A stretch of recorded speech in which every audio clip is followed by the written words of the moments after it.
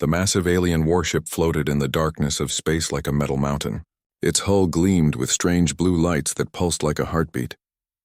Inside the ship, tall reptilian creatures moved through corridors that stretched for miles. These were the Krillians, and they ruled most of the galaxy with an iron fist. Supreme Admiral Vextal stood on the bridge of his flagship, the Nexus Prime. His scaled skin was dark green and crystal armor covered his chest. His yellow eyes glowed as he looked at the reports on his holographic display. The numbers made him smile, showing his sharp teeth. "Admiral," said his second-in-command, "the human prisoner has been secured in Detention Bay 7. Vextal nodded slowly. After months of hunting, they had finally caught their prize. The humans called him Reaper, and their intercepted communications spoke of him like he was death itself. The Krillians believed they had captured Earth's most dangerous weapon. "Show me," Vextal ordered. The display changed to show the detention bay. In the center of the room, a human male sat perfectly still.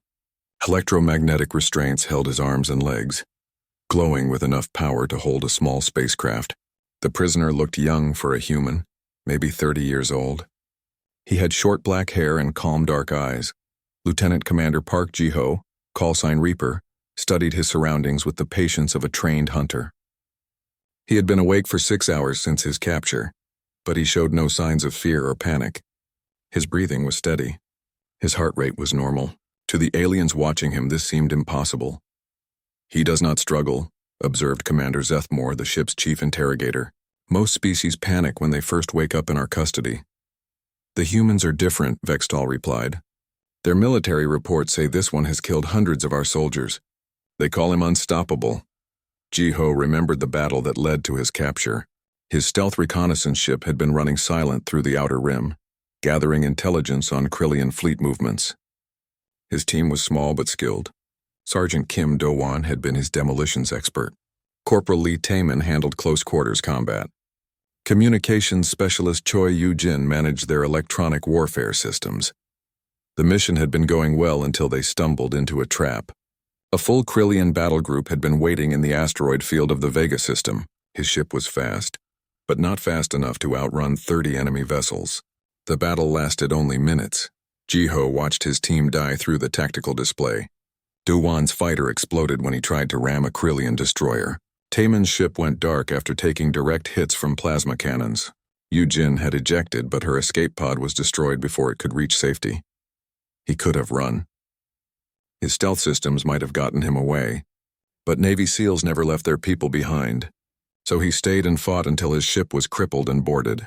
Even then, he had taken down 12 Krillian Marines before they finally stunned him unconscious. "Bring up his service record," Vextal commanded. The hologram showed what little information the Krillians had gathered about their prisoner. Lieutenant Commander Park Ji-ho, age 32, born in Seoul, Earth, joined the human Navy at 18, selected for SEAL training at 21, deployed to 15 combat zones across human space, 0 defeats in single combat. "Look at these kill counts," Zethmore said, his voice filled with what might have been respect. 300 confirmed eliminations. No wonder they call him Reaper. What the aliens did not understand was that humans gave nicknames for many reasons. Yes, Ji-ho was deadly in combat, but his call sign came from something else. In training, his instructors noticed he had a gift for harvesting information from impossible situations. He could reap intelligence from the smallest details like a farmer gathering grain. Right now, Ji-ho was doing exactly that. His enhanced peripheral vision let him study the detention bay without moving his head. The walls were made of some kind of energy-resistant metal. The floor had a slight vibration that suggested the ship's engines were running at 60% power. The air recycling system created a barely audible hum every 47 seconds. More importantly, he was learning about his captors. The guards changed every 4 hours. They always entered in pairs. They carried energy weapons that looked powerful but seemed awkward in their large hands. Their armor had joints that might be vulnerable to the right kind of pressure. "The execution broadcast will demoralize the human resistance," Vextal was explaining to his staff. "When they see their greatest warrior die, they will understand that fighting us is hopeless." The Admiral was wrong about many things. First, humans did not have a single greatest warrior. They had millions of people willing to fight for their freedom. Second, seeing one of their own captured would not make humans surrender. It would make them angry. Most importantly, Vextal was wrong about what kind of prisoner he had taken. Jiho was not Earth's ultimate weapon. He was something much more dangerous to an empire built on fear and control. He was a symbol of human stubbornness, the kind of person who would never give up no matter what happened to him. The detention bay door opened with a soft hiss. Commander Zethmore entered with 2 guards. The interrogator was even larger than the others, standing nearly 8 feet tall. His crystal armor was darker, almost black, and covered with symbols that probably showed his rank. "Human," Zethmore said in accented but clear English. "You will answer my questions." Jiho looked up at his captor with steady eyes. "Lieutenant Commander Park Jiho, United Earth Navy. Serial number 4477-9981 Delta." "That is not what I want to know," Zethmore growled. "Lieutenant Commander Park Jiho, United Earth Navy. Serial number 4477-9981 Delta." The interrogator's eyes flashed with anger. He was used to breaking prisoners quickly. Most species begged for mercy within minutes of being captured, but this human just sat there, calm as still water. "You will tell me about Earth's defenses," Zethmore demanded. "You will give me the locations of your military bases. You will provide access codes for your computer systems. Lieutenant Commander Park Jiho, United Earth Navy. Serial number 4477-9981 Delta." One of the guards stepped forward and raised his weapon, but Zethmore waved him back. "Patience. We have time." What none of them realized was that Jiho was already working on his escape. Every second in captivity taught him something new about the ship, the crew, and their weaknesses. He had been trained for this exact situation at the Navy's survival school on Titan. The first rule of being captured was simple: never stop being a soldier. The second rule was even more important: every moment of captivity is an opportunity to gather intelligence. As the hours passed, Jiho learned that the ship ran on strict schedules. Meals were served at the same time each day. Guard rotations never varied. Even the ship's artificial gravity fluctuated in a predictable pattern. He also learned about Krillian psychology. They were proud, rigid, and completely convinced of their own superiority. They thought humans were just another primitive species to be conquered and controlled. This arrogance would be their downfall. The interrogation continued for hours, but Jiho never said anything beyond his name, rank, and serial number. Finally, Zethmore gave up and left with his guards. Alone again, Jiho allowed himself a small smile. The Krillians thought they had captured Earth's deadliest weapon. They had no idea what they had really caught. They had caught hope. The massive alien warship floated in the darkness of space like a metal mountain. Its hull gleamed with strange blue lights that pulsed like a heartbeat. Inside the ship, tall reptilian creatures moved through corridors that stretched for miles. These were the Krillians, and they ruled most of the galaxy with an iron fist. Supreme Admiral Vextal stood on the bridge of his flagship, the Nexus Prime. His scaled skin was dark green and crystal armor covered his chest. His yellow eyes glowed as he looked at the reports on his holographic display. The numbers made him smile, showing his sharp teeth. "Admiral," said his second-in-command, "the human prisoner has been secured in Detention Bay 7. Vextal nodded slowly. After months of hunting, they had finally caught their prize.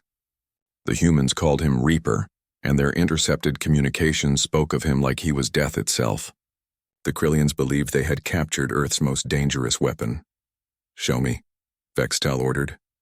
The display changed to show the detention bay. In the center of the room, a human male sat perfectly still. Electromagnetic restraints held his arms and legs, glowing with enough power to hold a small spacecraft. The prisoner looked young for a human, maybe 30 years old. He had short black hair and calm dark eyes. Lieutenant Commander Park Jiho, callsign Reaper, studied his surroundings with the patience of a trained hunter. He had been awake for 6 hours since his capture, but he showed no signs of fear or panic. His breathing was steady.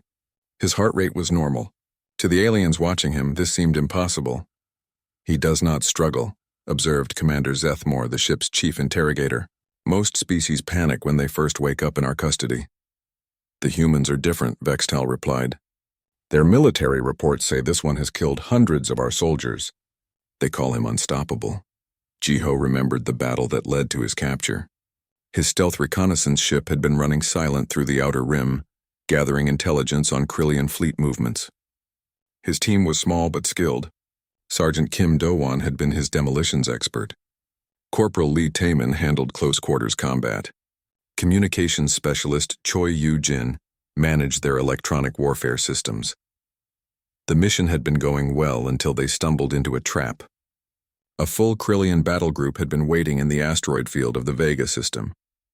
His ship was fast, but not fast enough to outrun 30 enemy vessels. The battle lasted only minutes. Ji-ho watched his team die through the tactical display. Do-won's fighter exploded when he tried to ram a Krillian destroyer.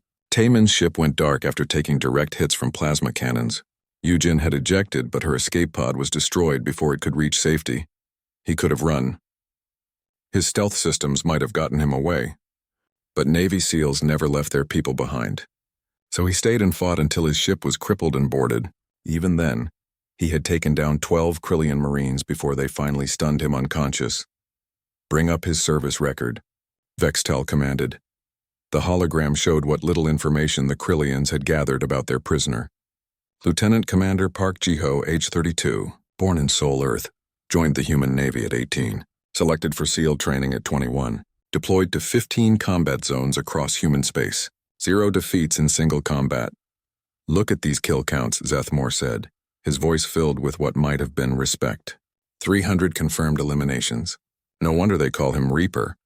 What the aliens did not understand was that humans gave nicknames for many reasons. Yes, Ji-ho was deadly in combat, but his call sign came from something else. In training, his instructors noticed he had a gift for harvesting information from impossible situations.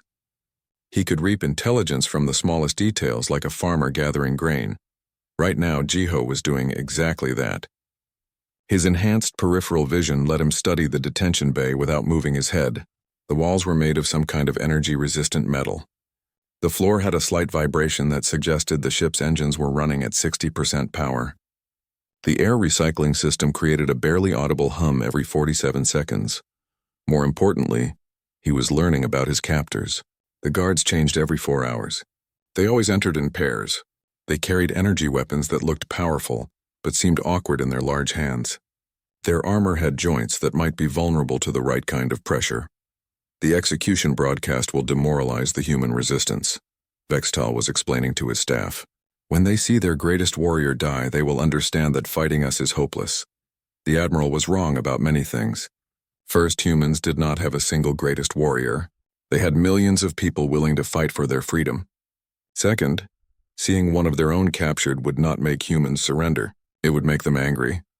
Most importantly, Vextal was wrong about what kind of prisoner he had taken. Ji-ho was not Earth's ultimate weapon. He was something much more dangerous to an empire built on fear and control. He was a symbol of human stubbornness, the kind of person who would never give up no matter what happened to him. The detention bay door opened with a soft hiss. Commander Zethmore entered with 2 guards. The interrogator was even larger than the others, standing nearly 8 feet tall. His crystal armor was darker, almost black, and covered with symbols that probably showed his rank. "Human," Zethmore said in accented but clear English. "You will answer my questions." Ji-ho looked up at his captor with steady eyes. "Lieutenant Commander Park Ji-ho, United Earth Navy, serial number 44779981 Delta." "That is not what I want to know," Zethmore growled.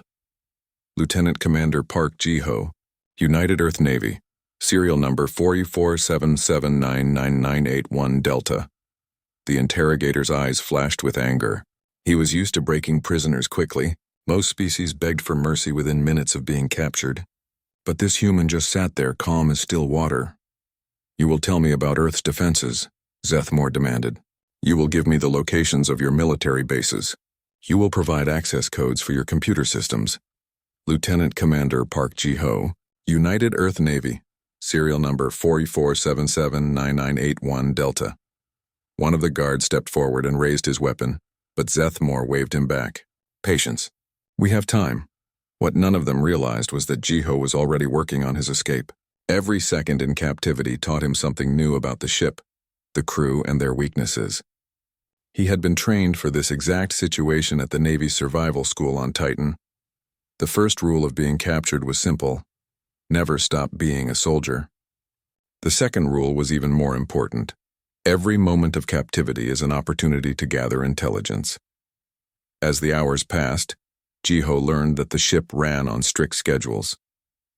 Meals were served at the same time each day. Guard rotations never varied. Even the ship's artificial gravity fluctuated in a predictable pattern.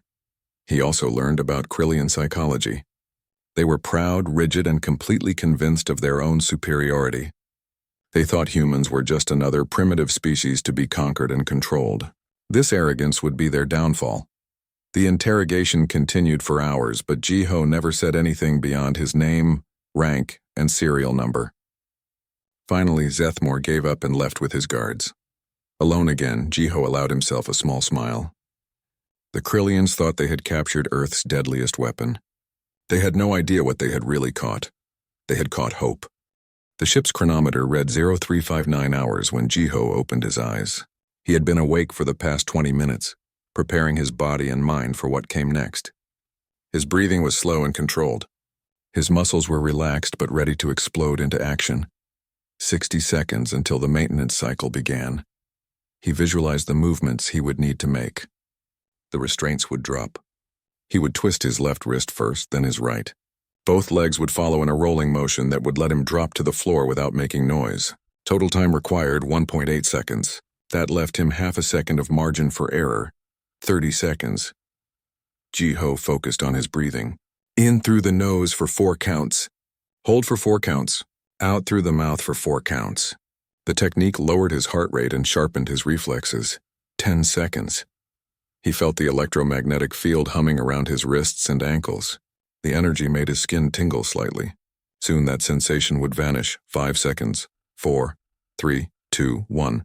The restraints died. Jiho moved like water flowing downhill, smooth and inevitable. Left wrist twisted free. Right wrist followed. His core muscles engaged as he rolled forward, pulling his legs from the ankle restraints. He landed on the balls of his feet without a sound. Seconds. He had time to spare. The restraints powered back up, now holding nothing but empty air. Jiho was already moving toward the cell's sensor blind spot that he had identified on day 1. The Krillians relied too heavily on their technology. They assumed their sensors covered everything. But every system had gaps if you knew where to look. He pressed himself against the wall near the door, where the cell's internal sensors could not track movement.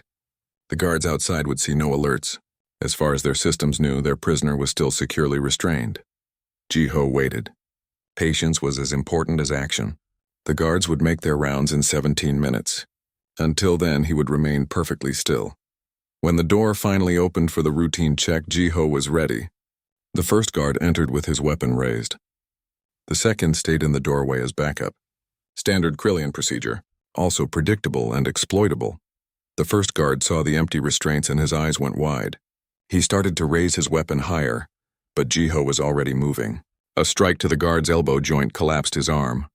A follow-up blow to the nerve cluster in his neck dropped him unconscious. Total time, 1.3 seconds. The second guard was shouting into his communicator when Jiho hit him. The alien was larger and stronger, but Jiho had been trained to fight opponents with superior physical attributes. He used the guard's own momentum against him, redirecting the Krillian's charge into the wall. Another nerve strike and the second guard joined his companion on the floor. Jiho took both their weapons and examined them quickly. The energy rifles were designed for larger hands, but he could manage. More importantly, he now had their access cards and communicators. Those would be more valuable than weapons. He dragged both unconscious guards into the cell and activated the restraints on them. When they woke up, they would be the prisoners. The irony pleased him. Moving into the corridor, Jiho accessed the ship's layout through one of the stolen access cards. The Krillian security systems were sophisticated, but followed predictable patterns. He had spent days listening to the flow of crew movements, mapping the ship in his mind. Now he could confirm his mental map against the actual schematics. His first destination was the maintenance shaft network. Every ship needed access tunnels for repairs and system checks. The Krillians were no exception. These shafts would let him move through the vessel without being seen by the main security network. Jiho found the nearest access panel and used the stolen card to open it. The shaft was tight even for his human frame, but manageable. He crawled through the darkness, navigating by memory and touch. 20 minutes later, he emerged near the ship's central computer core. This was the heart of the Nexus Prime, where the artificial intelligence called Nexus 7 controlled nearly every system. The Krillians had built their entire fleet around centralized computer control. It made their ships efficient but created a single point of failure. Jiho spent the next hour studying the system from a hidden maintenance alcove. He could not simply destroy it. That would cripple the ship. But it would also alert every Krillian aboard that something was wrong. Instead, he needed something subtle. Using techniques he had learned from Yujin before she died, Jiho began crafting a virus. It was built from modified Earth programming code, designed to hide inside the Krillian system like a seed waiting for spring. When activated, it would cause cascade failures that would look like random malfunctions rather than sabotage. The virus took 2 hours to complete and plant. When Jiho finally backed away from the terminal, he was confident the Krillians would never find it until he wanted them to. His next stop was the armory. He needed better weapons and equipment if he was going to continue his mission. The armory was heavily guarded, but Jiho had already planned for that. He accessed the ship's environmental controls through a maintenance terminal and adjusted the oxygen levels in the armory's guard station. Not enough to cause alarms, just enough to make the guards drowsy. After 30 minutes, the guards would be sluggish and inattentive. While he waited, Jiho moved toward the detention levels. His tactical training taught him never to leave assets behind. If any humans were still alive on this ship, he would find them. The detention level was larger than he expected. Dozens of cells lined the corridors, most of them empty. But 3 cells held occupants that made Jiho's heart beat faster. In the first cell sat Captain Song Min-ho. His uniform was torn and dirty, but his eyes were alert. When he saw Jiho, his expression shifted from surprise to grim satisfaction. The second cell held Petty Officer Bae Soo-jin. She had a cut above her left eye, but she stood straight when she recognized her commanding officer. The third cell contained someone Jiho did not know, a woman in civilian clothes, maybe 40 years old, with sharp, intelligent eyes behind cracked glasses. She watched his approach with curiosity rather than fear. Jiho used the stolen access card to open all 3 cells. The locks disengaged with soft clicks. "Commander," Min-ho said quietly, stepping out of his cell. "We thought you were dead." "Not yet, Captain," Jiho replied. "Are you 2 injured?" "Nothing serious," Soo-jin answered. She rubbed her wrists where restraints had left marks. They were more interested in interrogating us than hurting us. Jiho turned to the civilian woman. "Who are you?" "Dr. Yoon Hee-rim," she said, adjusting her broken glasses. "I was working at the research facility on Kepler 442b when the Krillians invaded. They captured me 3 weeks ago." "What kind of research?" Jiho asked. "Faster than light communication," Yoon replied. "We were close to a breakthrough when they attacked. If we had succeeded, humanity could have an instantaneous warning system across all colonies. No more surprise attacks." Jiho processed this information quickly. The research could change the entire war. "Is the facility still operational?" "I believe so," Yoon said. "The staff had protocols for hiding the main laboratory if they were overrun. The Krillians probably think they destroyed everything, but the real work was done underground. Then we need to get to Kepler 442b, Jiho decided. "Captain, what do you know about this ship's capabilities?" Min-ho smiled grimly. "Soo-jin and I have been paying attention during our captivity. We can help." "Good," Jiho said, "because we are not just escaping. We are taking this ship." The 3 freed prisoners stared at him. Taking over an entire Krillian flagship with 4 people seemed impossible. But they had all heard the stories about the man called Reaper. If anyone could do the impossible, it was him. "The armory first," Jiho continued. "We need weapons and equipment. Then we find the other humans on board if there are any. After that, we take control of key systems and turn this vessel against its own fleet. They will send everything they have at us," Soo-jin warned. "I am counting on it," Jiho replied. "The more of their forces we draw to this location, the fewer resources they have to attack human colonies." Yoon looked at the SEAL commander with new understanding. "You are not trying to escape. You are starting a counterattack. Every second we waste is a second the Krillians use to hurt more humans," Jiho said. "We end that now. Are you with me?" All 3 nodded without hesitation. "Then let us show these aliens what happens when they underestimate humanity," Jiho said. The awakening had begun.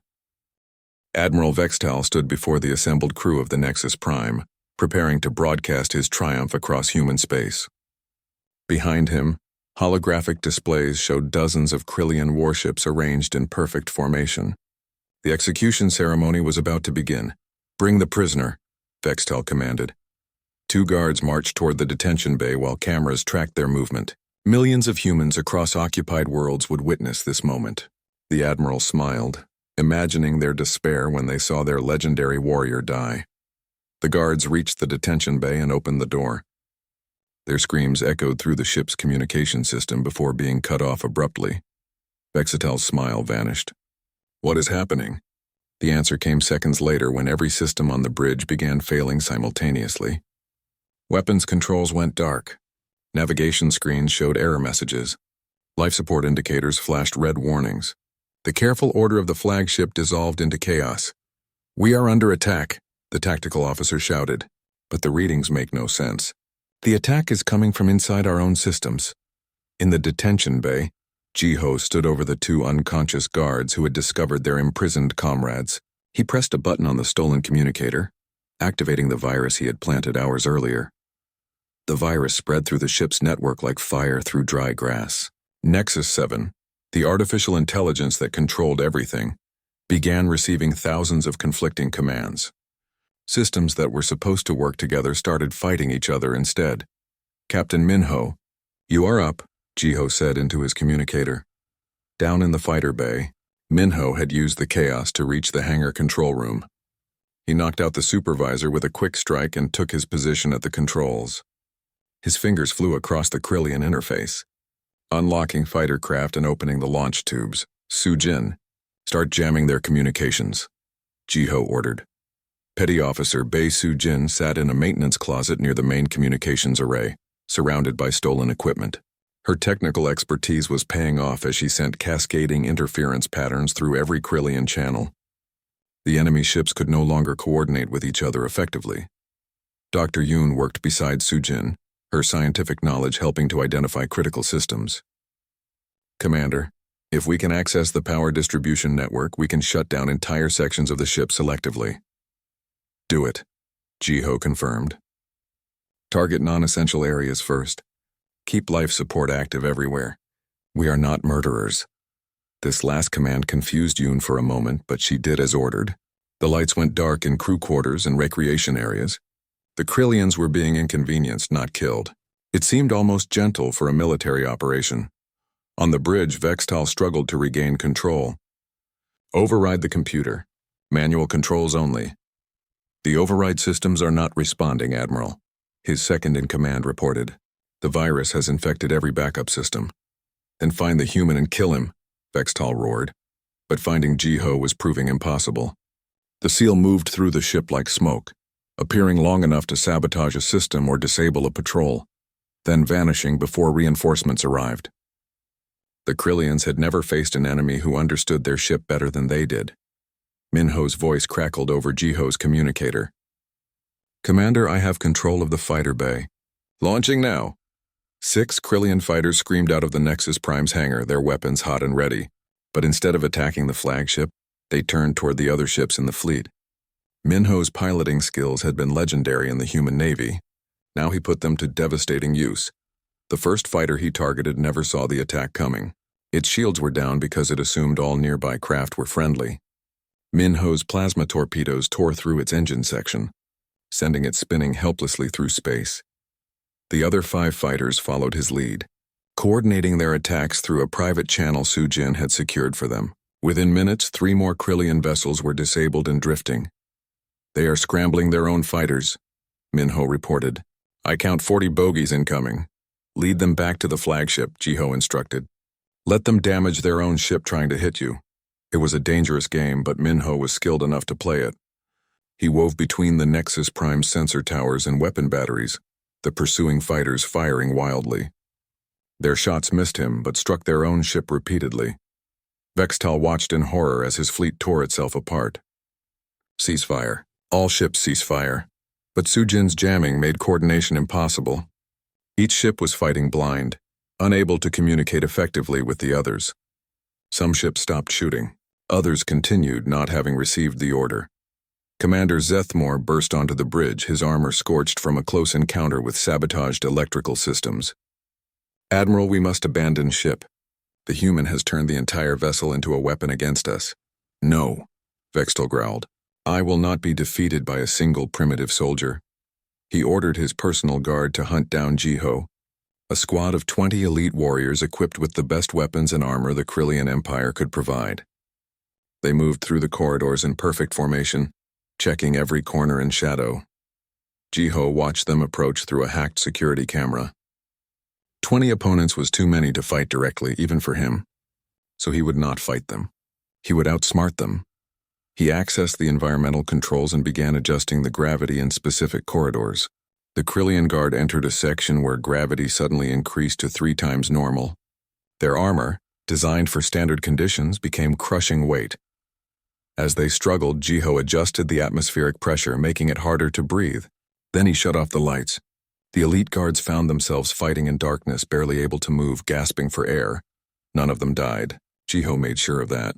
But they were completely incapacitated, no longer a threat to anyone.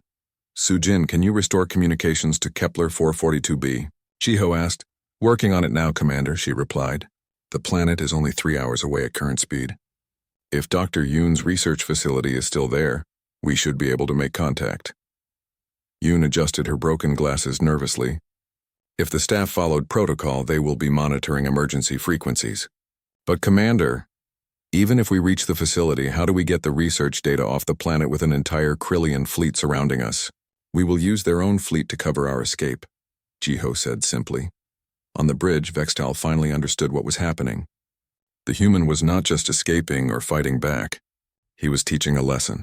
Every action Jiho took demonstrated that the Krillians' technological superiority meant nothing against human adaptability and determination. "Broadcast a message to all human worlds," Vextal ordered quietly. "Tell them the execution has been postponed." His tactical officer looked at him in shock. "Admiral?" "Do it," Vextal snapped.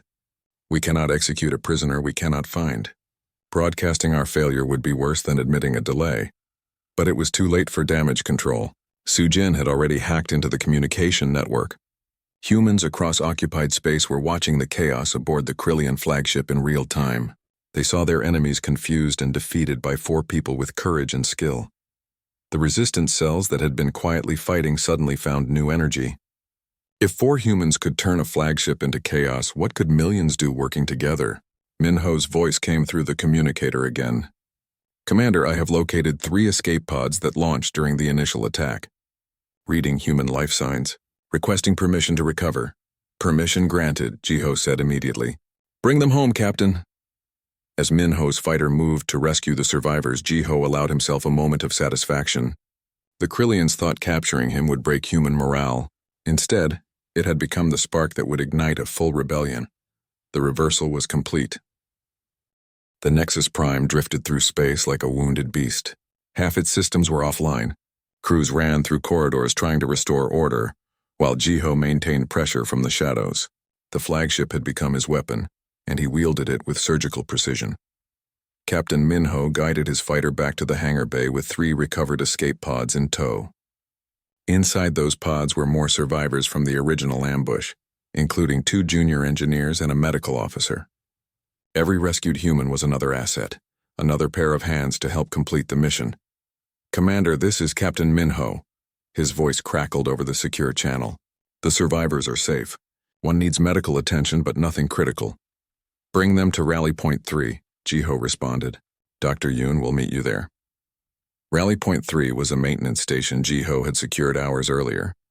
It was becoming their temporary base of operations, hidden in the ship's vast network of service corridors. The Krillians still had no idea where their enemy was coordinating from. On the bridge, Admiral Vextal stared at damage reports with growing frustration. 17 ships in his fleet were now disabled. Not destroyed, he noted. Disabled. The human could have killed thousands of Krillian crew members, but chose not to. This mercy was somehow more terrifying than brutality would have been. "He is toying with us," Vextal said quietly. Commander Zethmore, still recovering from his earlier encounter with the sabotaged systems, stood beside his admiral. "We should retreat." Regroup and return with reinforcements. No, Vextal said firmly. If we retreat from a single human, the entire empire will see us as weak. Every conquered species will rise up against us. He was right, Zethmore knew. But staying was equally dangerous. The human called Reaper had proven himself more than just a skilled soldier. He was a strategic genius who understood both technology and psychology. Then we must change tactics, Zethmore suggested. Stop trying to capture him. Focus on protecting critical systems and limiting his movement. Vextal considered this. Deploy security teams to guard the bridge, engineering, and weapons control. Seal off sections of the ship. Force him into a corner. It was a sound strategy against a conventional enemy, but Jiho was far from conventional.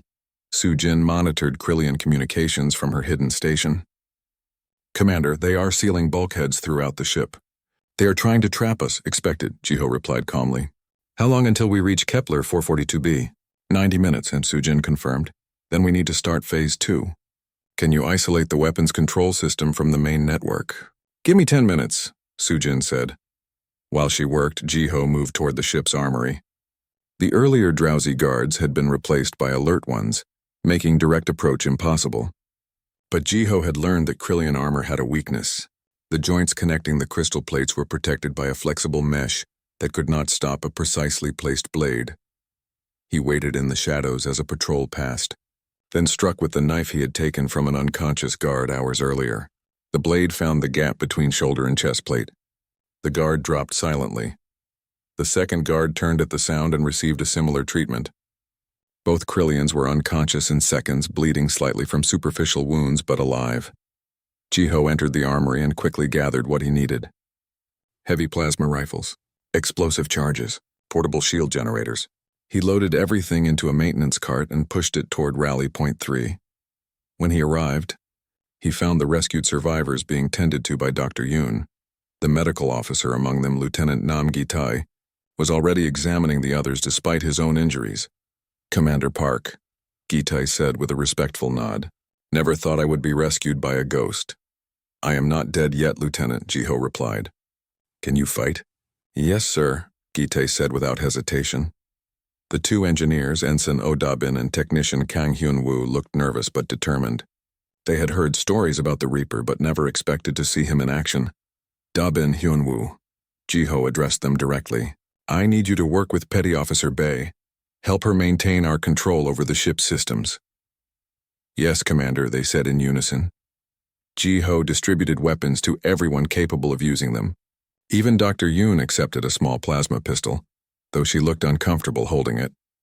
Remember, Jiho told them all, we are not here to kill Krillians. We are here to stop them from killing humans. There is a difference. Disable when possible, kill only when necessary. His team nodded in understanding. This was not vengeance.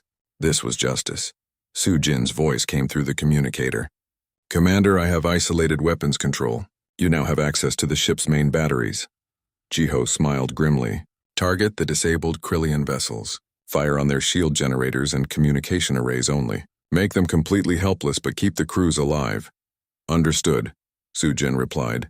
The Nexus Prime's massive weapon systems came online under human control. Plasma cannons that could destroy cities fired with perfect precision, hitting exactly what Jiho wanted them to hit. One by one, the disabled ships lost their last defenses and their ability to call for help. On the bridge, alarms screamed warnings. Admiral, our own flagship is firing on the fleet, the tactical officer reported in disbelief. Vextal slammed his fist on the console. Emergency override. Shut down all weapons systems. Override not responding, came the reply. The human has locked us out. The Admiral realized he had lost control of his own ship. The mighty Nexus Prime, pride of the Krillian fleet, was now a puppet dancing on human strings. Evacuate the bridge, Vextal ordered. We moved to the auxiliary command center, but Jiho had anticipated this. As the bridge crew fled, they found the corridors filled with knockout gas. Within minutes, most of them were unconscious. Jiho and Captain Minho moved through the sleeping Krillians, restraining them carefully and checking for injuries. You could have killed them all, Minho observed. We are not like them, Jiho said simply. We win by being better, not by being crueler. Commander Zethmore led a desperate assault toward the auxiliary command center, determined to retake control of the ship. His team of 50 warriors moved in tight formation, their weapons ready for anything. What they found was unexpected. The corridor ahead was completely dark. Their armor's night vision activated automatically, but something was wrong. The darkness seemed to move, to shift and flow like liquid. Then Jiho struck from above, dropping from a ventilation shaft directly into their formation. His movements were so fast that the Krillians barely registered his presence before their weapons were knocked from their hands. He fought like water flowing around rocks, never in one place long enough to be hit, always moving to the next target. When reinforcements arrived from behind, they found their comrades unconscious or disarmed, and the human was already gone. Zethmore pursued alone, driven by pride and rage. He was a warrior of the Krillian Empire, trained in 100 forms of combat. He would not be defeated by a single human. He found Jiho waiting in an empty cargo bay.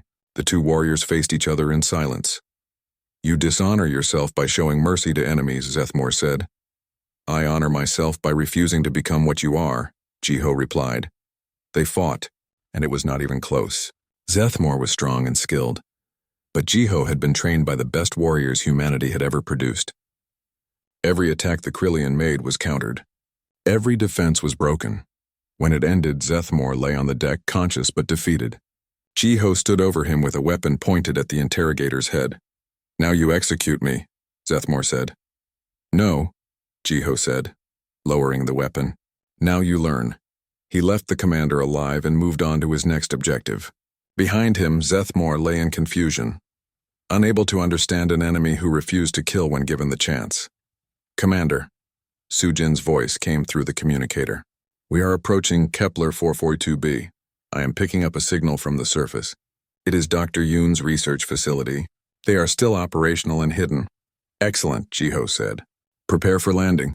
Captain Minho, you will lead the ground team. Get that research data and return immediately." "What about you?" Minho asked. "I stay here," Jiho said. "Someone needs to keep the Krillians busy." The hunter had become the hunted, and the prey had become the predator. Captain Minho guided his fighter through Kepler 442b's atmosphere with precision. Behind him, two more fighters carried Technician Kang Hyunwoo and Ensign Oh Da-bin. They had volunteered for the ground mission despite their fear, understanding that the research data could change everything for humanity. The planet's surface was scarred from the Krillian invasion. Entire cities had been reduced to rubble. But deep beneath the northern mountain range, Dr. Yoon's research facility remained intact. Minho landed near the hidden entrance and activated his communicator. "Dr. Yoon, we are at the coordinates you provided." "How do we access the facility?" Yoon's voice came through clearly. "There is a rock formation shaped like a broken tooth. Behind it you will find a keypad. Enter code 7492 Alpha 6. The entrance opened to reveal an elevator shaft descending deep into the mountain. Minho and his team rode down in tense silence, weapons ready for any surprise. When the doors opened, they found themselves facing a dozen frightened scientists, all human, all holding improvised weapons. "Stand down," Minho said quickly, raising his hands. "We are Earth Navy. Dr. Yoon Hirim sent us to retrieve your research data." The lead scientist, a young woman named Dr. Han Ji-won, lowered her weapon cautiously. "Dr. Yoon is alive? We thought the Krillians killed everyone they captured."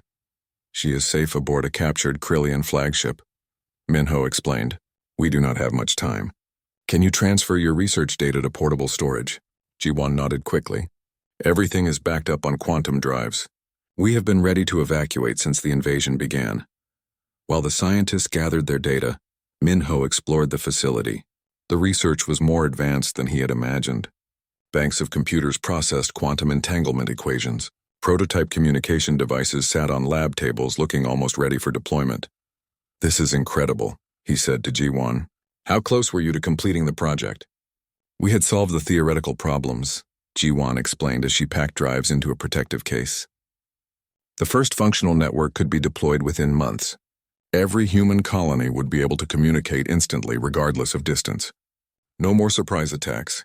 No more colonies falling before help could arrive." The implications were staggering.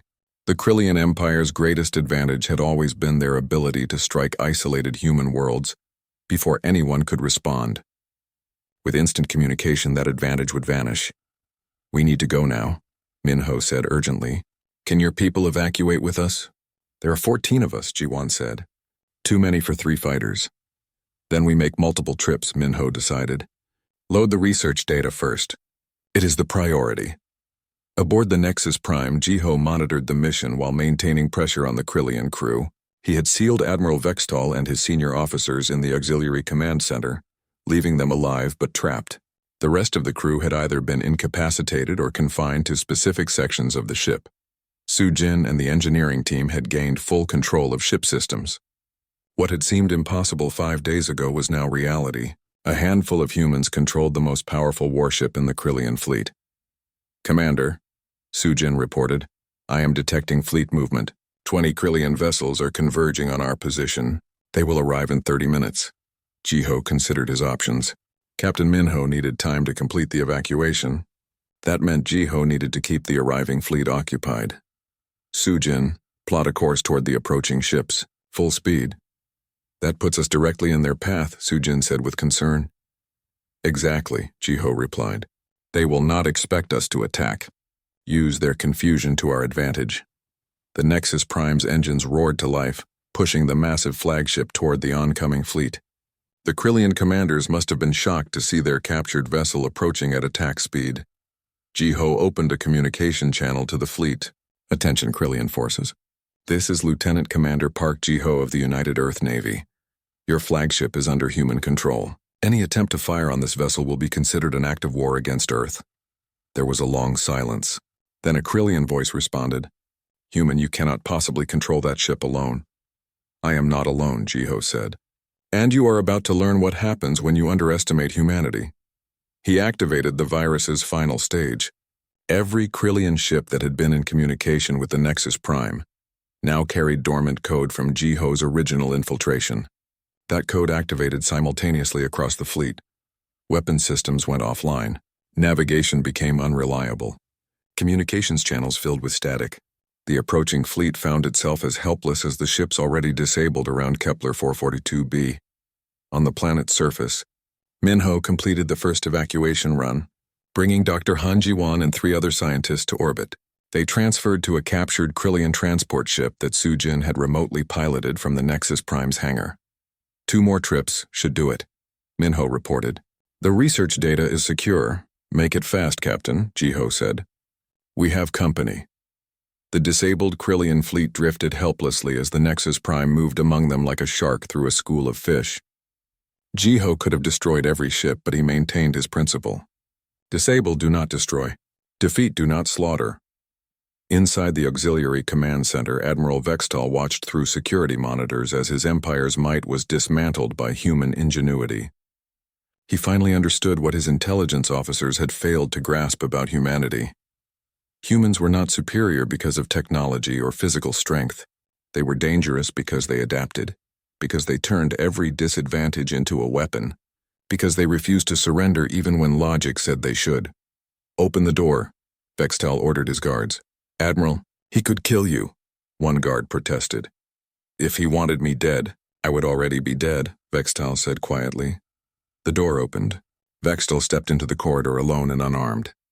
He walked through his own ship like a prisoner, past unconscious crew members and disabled security systems, until he found Jiho standing on the bridge.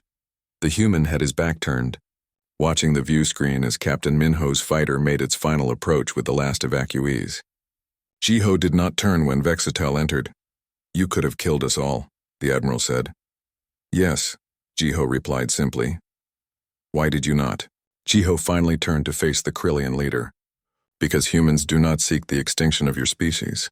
We seek only the freedom to exist as equals in this galaxy. You speak of equality while holding a weapon to my head, Vextal said, gesturing at the controlled bridge. You brought weapons to our worlds first, Jiho countered. We are simply showing you that conquest has consequences.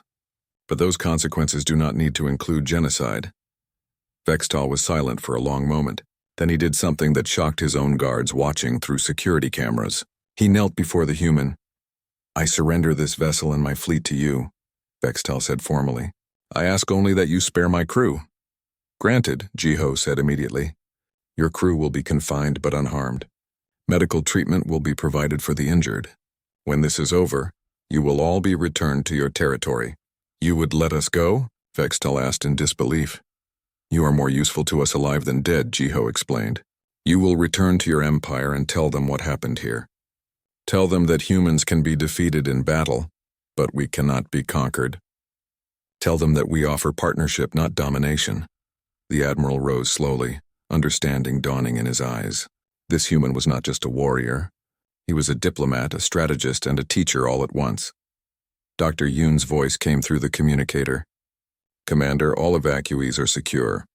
Dr. Han Ji-won confirms the research data is complete and uncorrupted. Excellent, Jiho said. Begin broadcasting activation codes to all human resistance cells. Tell them the communication network is ready for deployment. Within minutes, the quantum drives containing the research were being transmitted to secret locations across human space. Resistance technicians began assembling the FTL communication nodes using the provided blueprints. The network would take weeks to fully deploy, but the foundation was laid. On occupied worlds, humans watched broadcasts of the events at Kepler 442b. They saw footage of Jiho and his tiny team taking control of an entire Krillian fleet. The message was clear. Resistance was not futile. Victory was possible. Uprisings began simultaneously across 17 systems. The Krillian occupation forces, spread thin and unable to communicate effectively due to lingering effects of Jiho's virus, found themselves overwhelmed. Within hours, the Empire's grip on human space began to crumble. In the weeks that followed, negotiations began between human representatives and Krillian officials. Admiral Vextal, released as promised, became an unexpected advocate for peace. He spoke to the Krillian High Council about what he had learned. The humans do not fight like any species we have conquered before, Vextal told the council. They fight not just for survival but for principles. They showed mercy when they could have shown cruelty. They offered peace when they could have demanded submission. The High Council, seeing their military advantage dissolving as human colonies united under the new communication network, agreed to withdraw from human space. The Treaty of Kepler 442b was signed 3 months after Jiho's escape, establishing humanity as an independent and equal member of galactic civilization. Lieutenant Commander Park Jiho returned to Earth not as a conquering hero, but as a teacher. The Navy promoted him to commander and assigned him to the new training facility on Luna, where he taught the next generation of space forces. His classroom was always full. Young cadets like Ensign Ko Min-ji and Cadet Ryu Jae-sung hung on his every word, eager to learn from the man who had changed everything. On the first day of each new class, Jiho would write the same message on the board. True strength comes not from the weapons you carry, but from the principles you refuse to abandon. One student, Cadet Park Subin, raised her hand during his first lecture.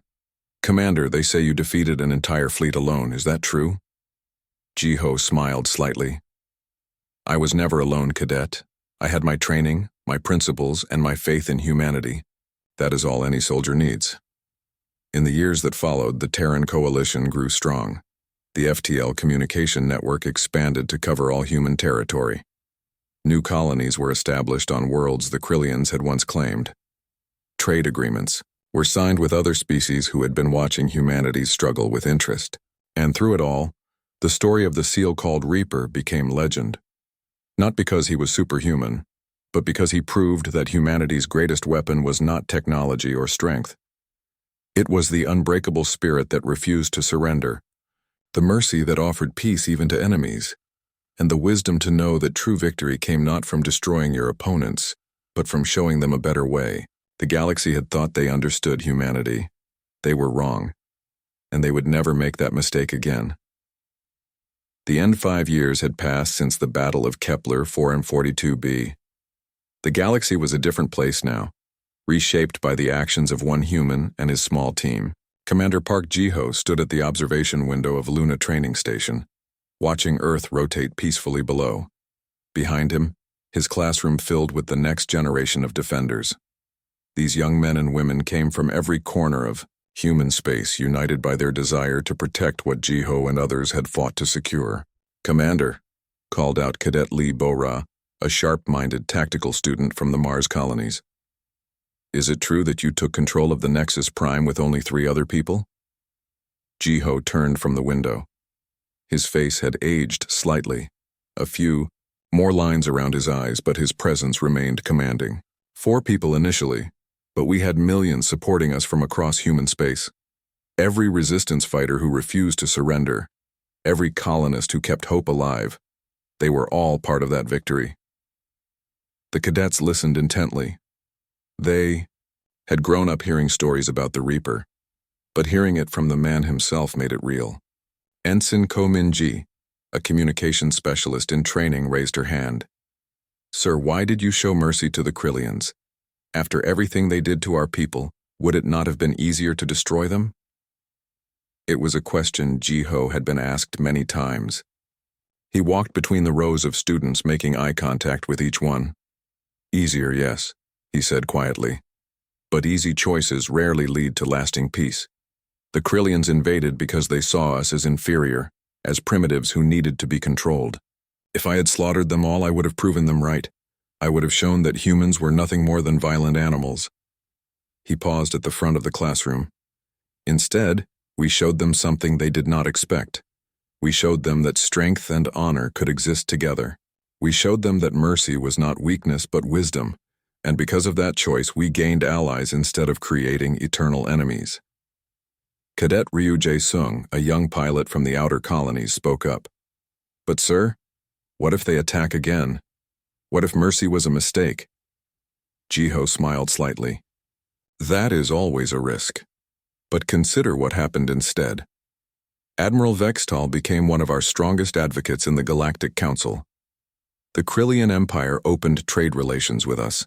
Their scientists now work alongside ours on joint projects. Would any of that have been possible if I had chosen vengeance over justice?" The classroom fell silent as the students absorbed this lesson. They had come here expecting to learn about tactics and weapons. Instead, they were learning about something far more important.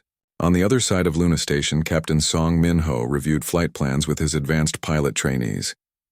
He had been promoted twice since Kepler 442b and now commanded the station's fighter wing. The experience of infiltrating enemy territory and rescuing the research team had made him one of humanity's most respected tactical pilots. "Remember," Min-ho told his students, "speed and firepower mean nothing without purpose. Every mission must have a clear objective. Every action must serve a greater goal. Commander Park taught me that aboard the Nexus Prime, and it saved all our lives." One of his students, Lieutenant Han So-yeon, asked, "Captain, what was it like working with the Reaper?" Min-ho considered the question carefully. "Intense. Precise. He never wasted a movement or a word. But more than that, he made you believe that impossible things were possible. When he said we would take control of a Krillian flagship with 4 people, I believed him. And because I believed, I acted. And because I acted, we succeeded." In the medical bay, Lieutenant Nam Gi-tae trained a new generation of combat medics. His own injuries from the Krillian ambush had healed, leaving only faint scars as reminders of that desperate time. "The commander taught us that preserving life is just as important as taking it," Gi-tae explained to his students. "Even enemy lives. When we treated wounded Krillians aboard the Nexus Prime, it seemed strange. But those actions sent a message across the galaxy. They said that humans valued all life, not just our own." Technician Kang Hyun-woo and Ensign Oh Da-bin had both been promoted to engineering officers. They now worked in the research division, helping to expand the FTL communication network that had changed everything. The network now connected over 200 human colonies, with new nodes being added every month. "The research we rescued from Kepler 442b was just the beginning," Hyun-woo told a group of visiting scientists. "Dr. Yoon and Dr. Han laid the foundation, but we have built something even they could not have imagined. Instant communication across light years. It seemed like magic 5 years ago. Now it is standard technology." Dr. Yoon Hai-rim had returned to her research with renewed purpose. She led a team of human and alien scientists working on the next generation of quantum communication systems. The Krillians had contributed their own advanced technology to the project, a gesture of goodwill that would have been unthinkable before Ji-ho's mission. Petty Officer Bae Soo-jin, now a full lieutenant, ran the cybersecurity division at Fleet Headquarters. Her expertise in infiltrating and controlling enemy systems had become legendary. She trained specialists in defensive and offensive cyber operations, always emphasizing the importance of proportional response. The virus Commander Park created was designed to disable, not destroy, she taught her students. It gave us control without causing unnecessary casualties. That precision is what separates us from those who would use cyber weapons as tools of terror. Back on Earth, the Galactic Council held its annual summit in the newly constructed Unity Tower in Geneva. Representatives from 37 species gathered to discuss trade, security, and cooperation. Among them was Admiral Vextal, now serving as the Krillian Empire's ambassador to humanity. The old warrior had changed significantly since his defeat. His crystal armor bore new markings that represented honor and wisdom rather than conquest. When he spoke, other species listened with respect earned through his honest advocacy for peace. 5 years ago, I believed humans were primitives who needed to be controlled, Vextal said during his address to the council.